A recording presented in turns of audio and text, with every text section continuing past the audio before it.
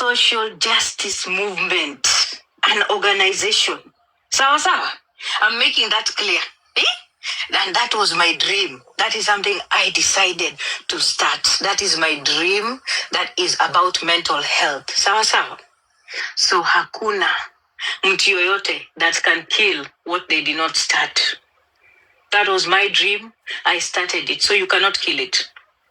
Nobody outside of Team Bipolar can kill what they did not start. Let me make that clear. So get that into your thick heads. Sawa. Whoever wants to leave, whoever wants to stop supporting Diana Ross, my friend, get the fuck out. Get the fuck out. Leave as early as possible. Diana Ross will only walk and work with the people that are interested and share the values and share the ideals that she also shares. Sawa, for the community. Sawa sawa. I'm making that clear because Team Bipolar is the most important topic of the day. Sawa. Hizo zingine about mtu kama kiparangoto mwenye najengea mama yake choo, no, that one I will address later. Next. Sawa. The most important topic is the one we start with. Sawa. I'm talking about a movement, a social justice movement that is supposed to talk about mental health and mental illness. Yes. And I'm making this clear again, and I will continue repeating it, that mimi kama Diana Ross, I have bipolar 1. Na sahi kwanza nimechenjiwa madawa. Mnasikia? Na mnajua niziligeuzwa kwa nini? Niliwahi kuambia. Ziligeuzwa kwa sababu my doctors want to make sure I am okay when I go into my second phase. Na hiyo phase unajua inakaa ni kama iliisha jana. Sasa tunarudi kwa ile phase nyingine inaitwa ile hyper. Ile phase nyingine, ile yenye ya kukosa kulala, ile phase ya ile ya kuongea, ile phase yenye kuna akili na kuongea na kufungua live na kupika kelele na kukanyaga. Hiyo ndio phase yenye niko sahi. Ile phase nilikuwa because I'm educating you about bipolar. Using me as an example. Bipolar has 2 phases. There is the phase where you go into sadness and you go quiet. Sawa. Have you not realized how sad I've been? Amjayona. So now that depressive state is the one that I was in the past few weeks. Now I'm out of it and the medications have worked. It means nina balance, niko sawa. But sasa nimeingia kuanzia jana usiku saa 6. Nimeingia kwa ile phase ya kuamka asubuhi na unaweza kutoa suruali hata kwa streets. Niko kwa hiyo phase. Sawa. That is all in bipolar. Tumeelewana? Niko kwa hiyo phase ya kufungua. Unajua hizi live za America ziangukangi. Hata kuma naweza nikatoa suruali nifungue kuma yangu niwaoneshe kuma, niwaoneshe vulva, niwaoneshe clitoris, niwaoneshe kila kitu ndani hivi vile iko na layers, kila kitu mpaka huko ndani nipanue hivi. Hiyo phase ndio niko sahi. Tumeelewana? Na dawa zinafanya. Ana hakuna kitu mtu yote anaweza kufanya hapa. Sawa? Now, first order of business of the day. I've talked about Team Bipolar and I'm very serious. I'm saying this, that is a movement that I am so proud of. And it's a movement that I am going to work with. And Team Bipolar, the women and few men that are behind Team Bipolar, the financiers of Team Bipolar are people that don't pay attention to TikTok bullshit. Let me make that clear. Ni wanawake wanajitambua na wako na hii. Mnasikia? Wanajitambua yenye hata mtu afungue live watashtuka wakishangaa, okay, what is the noise about? Do you need money, Diana? That is how they ask the questions. Sawa? So those are the women that are behind Team Bipolar. Sawa? Wengine wako hapa but they really don't care. Unasikia? Those are it's called Team Bipolar iko na 3 factions. There is a smart fraction where they're the intellectuals. Then there is the fraction where there is the money. I hope mmesikia vizuri. Where the money comes in and the money is flowing. Hiyo ni fraction ya pili. Then kuna ile fraction ya 3 yenye iko na wale wenye wana strategize. The strategists, the people who are making the plans for the future. The people who are going to be monitoring and planning and evaluating what we have for the future. Sawa sawa. Those who will be out there calling and telling me, hello Diana, don't worry about that person. Don't worry about that person. Let that person make noise. Don't talk about it. Don't respond. Those are the people that when they call me, I see a message and I'm like, okay, let me talk anyway. Let me talk to you first. I'll talk to you. Yeah, that is what Team Bipolar is made of. Sawa. Umesikia? So those of you when you wanabweka atikite, na by the way, Team Bipolar, is going places you've never seen before. Sawa, watch out in the next few weeks what we shall be unveiling. Sawa, wenye wako na shida, anzeni movement zenu, do what we need to do, but we are setting an example and we are setting the bar high. We are going to be setting the bar so high. Unasikia, for you to catch up with it. Hey, Chekesha, it might be a bit too hard, eh? Wacha nisongeshe Chekesha yangu hapa karibu kwa sababu nataka karibu kuanza kuongea sasa. Hey! Ndiyo, kwa hivyo inafanya kazi ya Joe sina ngusie pchunya. Sasa wacha sasa ni address kitu ingine hapa. Nimesikia, I've heard it from the grapevine that there is a group of women. By the way, guys, I'm very kind and I try to explain things. Wacha nirudi kidogo, nisikue tu. I want to make people understand some things. First of all, let me make this clear. Sawa. If we started a chama on a TikTok live, then my friend, I can come to a TikTok live to explain myself. That mimi Diana Ross nijikute nimeenda kupanda kujibu mtu mwenye niko naye kwa chama kwa live ya mtu ati nime request ati niende nikajibu ati $300 nitakulipa tu. No, let me make this clear. If we start a chama and if we start a chama and you come into the chama, you'll only get money when you're in the chama. If you're outside of the chama and you left the chama for no reason, fuck you, bitch. You're getting no dime from Diana Ross. Whoever wants to pay you can pay you, but me, I'm not paying you. You can go and scream, yell, and mock, and roam everywhere you want. You can go to the highest mountain. I'm making it clear you are not getting one kobo from me. Unaweza panda live zote zenye unataka. Unasikia? Kama ulipenda pesa yako, ungeheshimu chama yenye uliingizwa, ungekaa kwa chama, ujue rules za chama zenye uliambiwa na utoke. Sawa. Utoke na heshima. Lakini kutoka kwa chama kama duanzi, kama umbwa, kama mjinga kwa sababu unafuata wakisi wenzenu. Ati unaleta ukabila kwa chama, unafuata matakosimiti na kichwa pomblo yenye ilichimbiwa choo. Ati ndio unakuja kuniambia hapa ati unataka kunidiscuss. My friend, the more you discuss me, the more you make me feel like my friend takukanyaganga kila siku pamoja na kila kitu yako. Mimi I don't give a fuck. You can go climb whatever live you want to climb. Mimi mwenyewe sijakuja kwa live kuji-explain kwa anybody. Na nyinyi ndio mnatoka ati mnaenda kupanda malives ati mnaenda kuongea juu yangu. Mnaniongelelea nini maumbwa hizi, takataka hizi, guogike chia torofokarida kwa pia kanyopa guogigi. Ngonye minye uondochi mine uogigi. Uwe kuonga. Atini uogu kinyuchi ukuwa maneti mnaniongelelea. Mnaniongelelea nini? My friend, mimi nilikuambia utoke kwa chama kabla chama ijaisha. Rule ya chama ni kukaa kwa chama, ukitaka kutoka unawacha round inaisha alafu una exit. Huwezi ukatoka kwa chama ati juu ya ukabila, kwa sababu wewe ni mkisivu na kula nini bananas. Unanikujia hapa ati mnaenda mkaongea huko ukisi. Ege saga neke yo. Mimi usinilete. Umesikia? No wakande oyo. Umesikia? Mimi msinilete. Msijaribu kuniletea mimi. Peleka hiyo ujinga yenu huko. Stupid women. Ati you go and put yourself in a group, ati you go and discuss Diana Ross, ati mnafikiria akili zenu hizo ndogo pomblo kama za mavi, ati mnaweza kuniletea, ati mnataka kunidiscuss. Nimesema mtu yoyote mwenye anasikia uchungu, ati hata pewa pesa ya chama, achukue Big G na wembe akatekate kidogo kidogo, apakue na ugali akule. I'm not giving no fucking bitch no money. I've said it.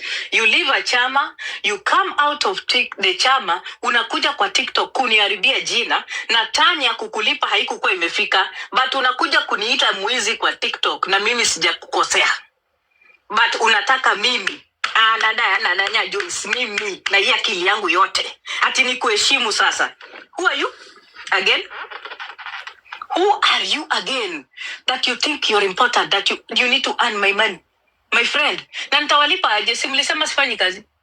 Ama umesahau? Did you not say that I'm not employed? Ama umesahau? Unataka pesa kutoka kwa nani? Mulisema sina kazi. Mnataka niwalipe na nini? Aya. Na mmesema pia sijalipa watu wengine. Mnataka pesa kutoka kwa nani? Are you normal? How can you say two things at the same time? You come out and say she's not working, she's homeless, she's unemployed, sijua hizi endesha. Unataka pesa kutoka wapi? Mkitaka niwalipe hiyo chama, mlete mabwana zenu, niwadinye, wakishanidinya watanilipa niwape. Nimewareducea sasa, nimewareducea kazi yenye mnafaa kufanya. Sawa? Nimesema I'm reducing the work for you. Sawa? Mtu yoyote mwenye ameona kama niko na pesa yake ya chama, hii ndio kitu mfanye, nataka kulipa vizuri. This is what I want to do. Okay? Ukiona ya kwamba kuna pesa yako ya chama yenye sijalipa, fanya hivi. Leta bwana yako, nitombe. Unasikia? 1 hour. Nikisha mtomba, hata nilipa hiyo pesa, alafu nakutumia. Tumeelewana? Kuma inakuanga ready. Sawa? Hapo ndio tutamaliza hii kazi, because mimi mwenyewe kama Diana Ross sina kazi. Where will I get money to pay you?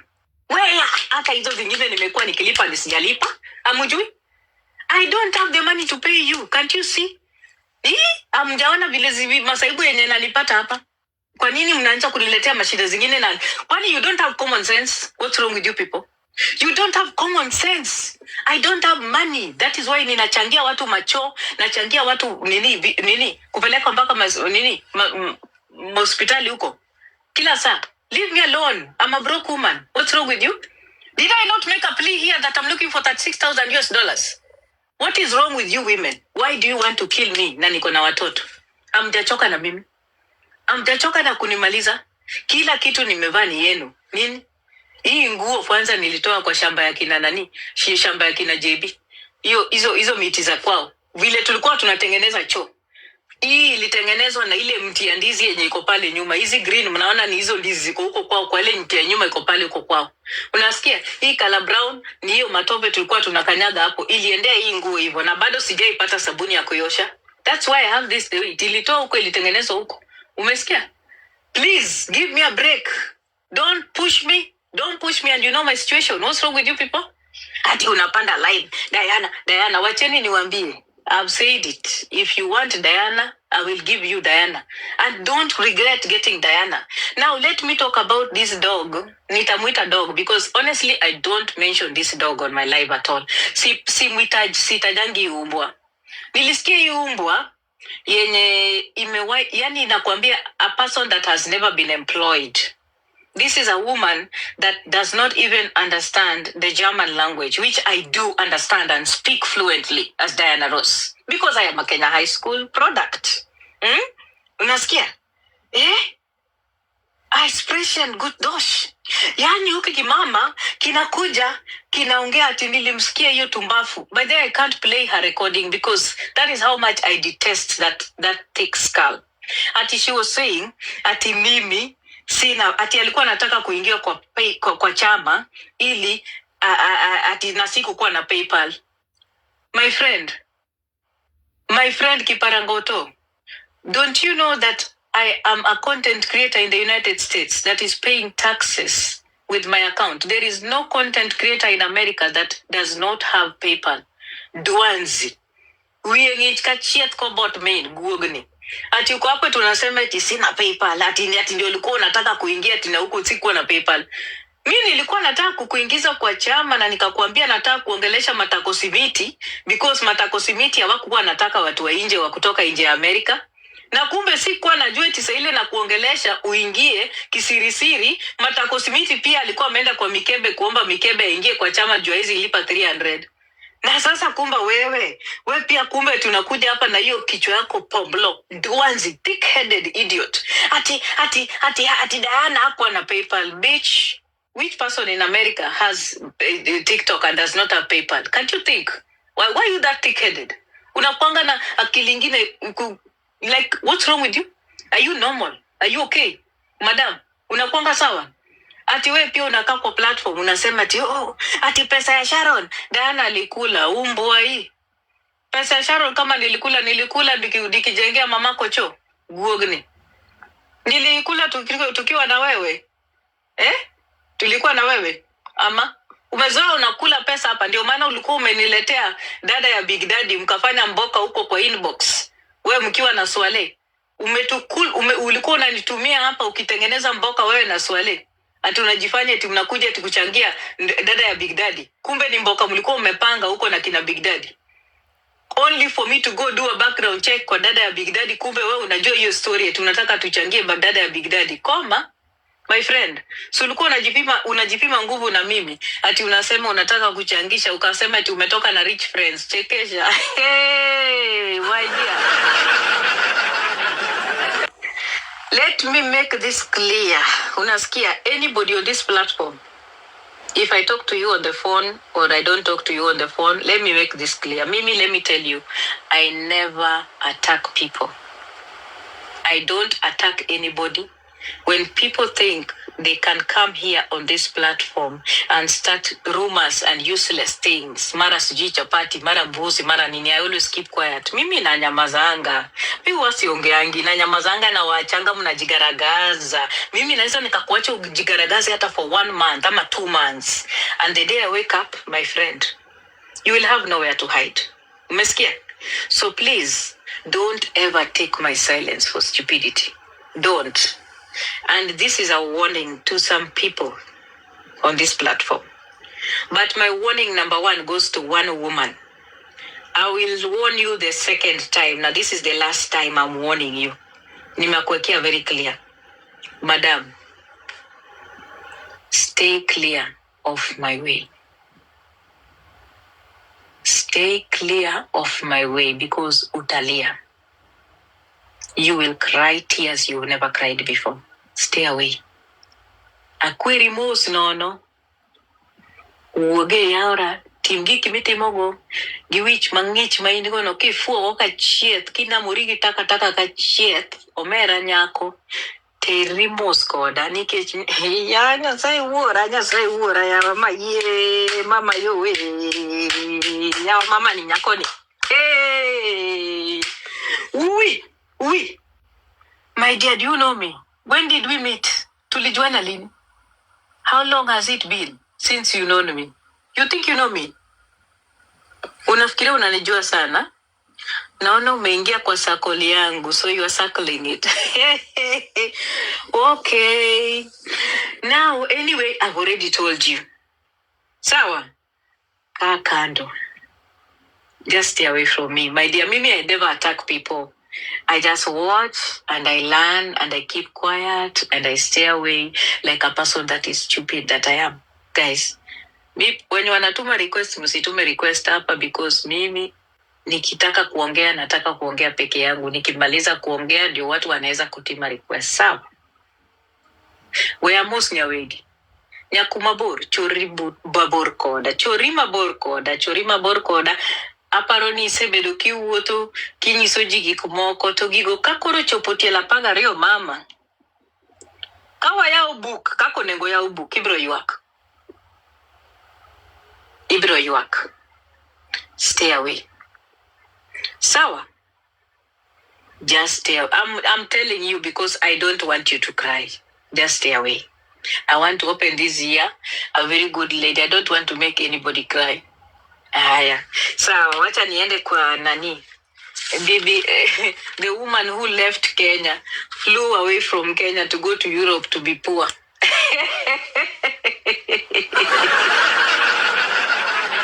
Mwenye alitoka Kenya akiwa maskini akaingia tena Europe kukuwa maskini. Jameni, madam, please, what you need is some nourishment and a job. Get a job. Unasikia? Get yourself a job, enda ufanye kazi. Ndio uanze kuongelelea watu wenye wanafanya kazi. Sisi we are taxpayers. Unasikia?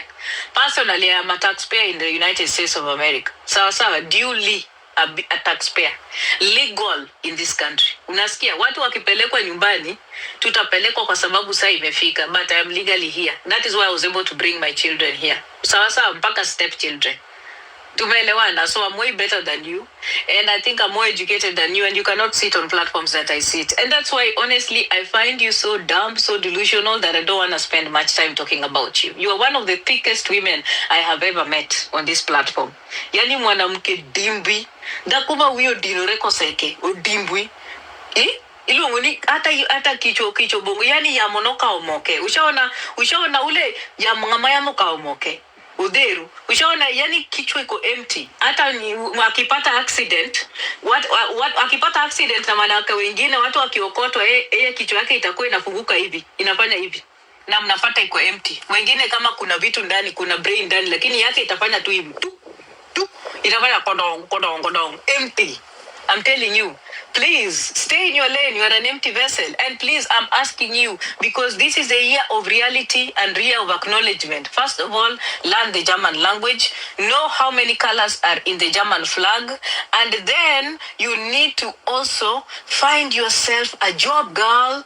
Get something to do so that you can stop sitting with people who do not have, yani, ata hawajui what tomorrow, yani akia. Why will I place you? I'm trying to wonder where to place you.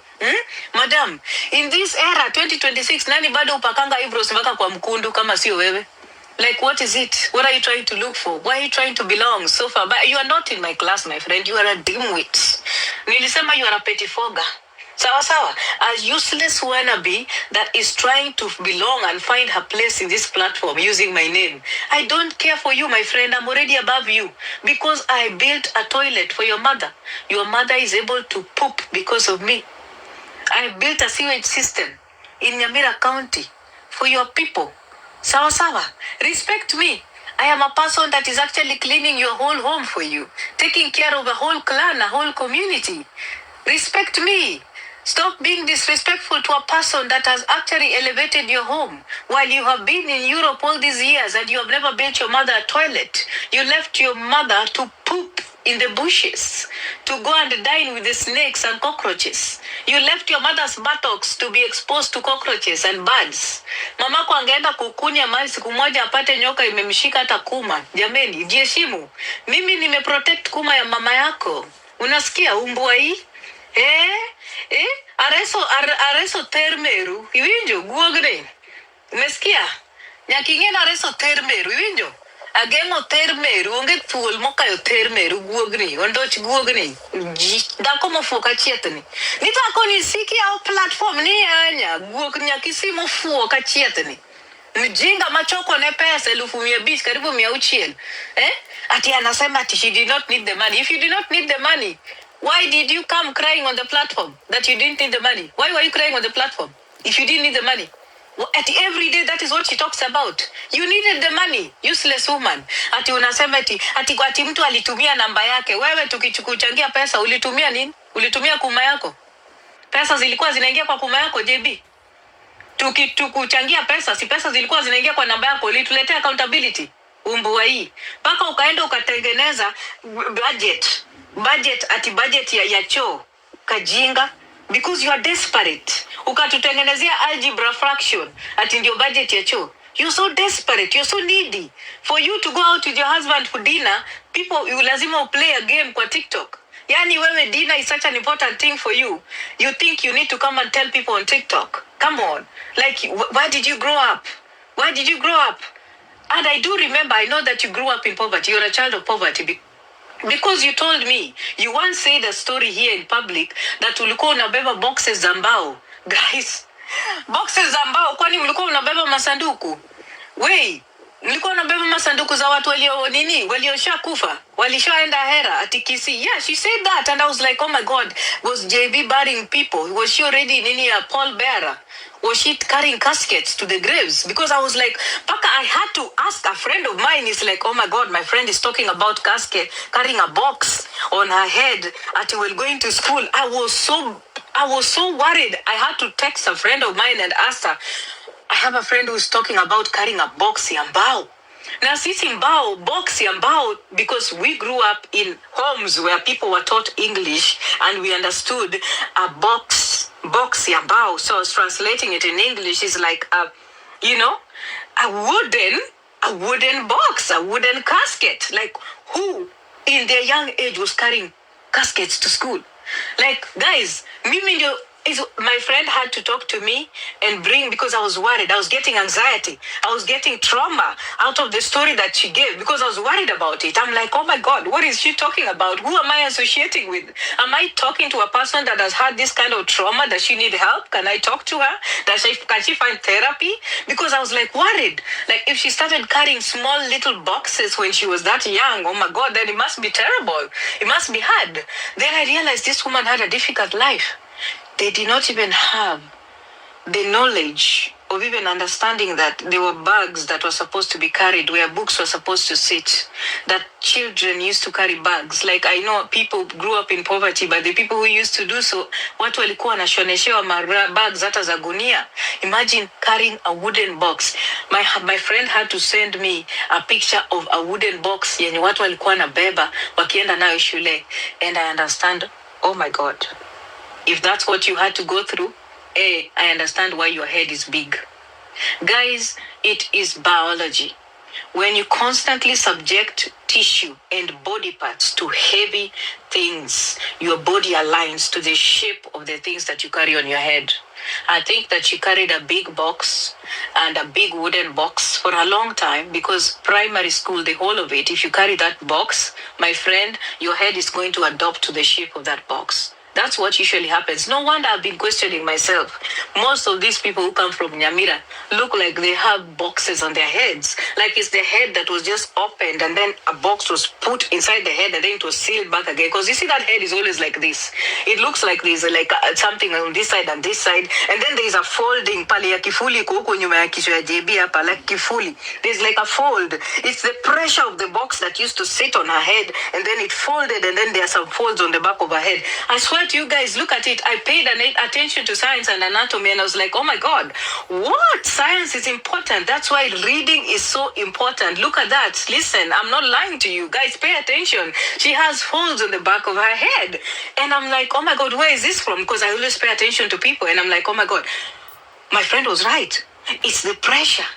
And then I went further, deeply reading and just understanding how these things work. And it's like that it's also clear that when you put too much pressure on your head, it also affects the way the blood flows into your head and how oxygen goes into your brain and therefore translate into how you interpret, consume, and understand stuff. Then I was like, oh my God, no wonder this person has only been left for a small part of her brain that can only understand sharing the nudes. You know, she's become like a sort of an ambassador of revenge porn on TikTok. Like the only thing that she's an expert in is sharing and finding out about other women's bodies, the nudes and everything. Because listen, when you pay attention to those folds and how her head looks like, I'm telling you, it just kind of takes the shape. It takes the shape of the like what we kind of, you know, redundancy, the shape of redundancy. That is what she adopts, and then now it comes out in the way she thinks and her reasoning. Because no wonder I was like, why is this woman so slow? Why does it take her 30 minutes to understand that someone is actually putting her down? I was like, what the hell? Oh yes, so it is in the folds. When you deny vital parts of your body oxygen, you become a slow thinker. So it made all sense to me. Okay, so that's what usually happens. Okay, so now the nuisance in her, is what just kind of like, you know, is what I repeat, because I'm like, I want to understand, because usually me, I try to understand people. I try to understand why I put myself in a situation where now it's been months, because honestly, I did try as much as I can to get therapy because I love myself and I always take care of myself, because it's called separation trauma. When you get yourself out of a space where you've been sitting with a person that is a dunderhead or a blockhead, it's so important for you to check with your therapist so that they can check on you, so that you can find where your level of IQ is, because usually familiarity breeds contempt. And at times when you sit with people who are daft, and when you sit with daft people, there are very many chances that you're going to be picking up some of those behaviors from them. And it is for those reasons I'm going to apologize to all the women and all the people that I associated with and all the people that sat in those platforms because of me. By association, I am here to officially apologize, because I realized that I put you in a place of jeopardy. I put you in a place where you were inefficient. And then the deficiencies that were emanating from that place actually affected your productivity. Guys, I have been very productive since I separated myself from that space. And I do love the fact that I am thriving, paying attention to things I need to be paying attention to, finding myself, healing and learning, forgiving myself, loving myself, accepting and taking care and acknowledging, taking stock and responsibility of my role in sitting with a woman that is an obsessed addict, a retardal of revenge porn.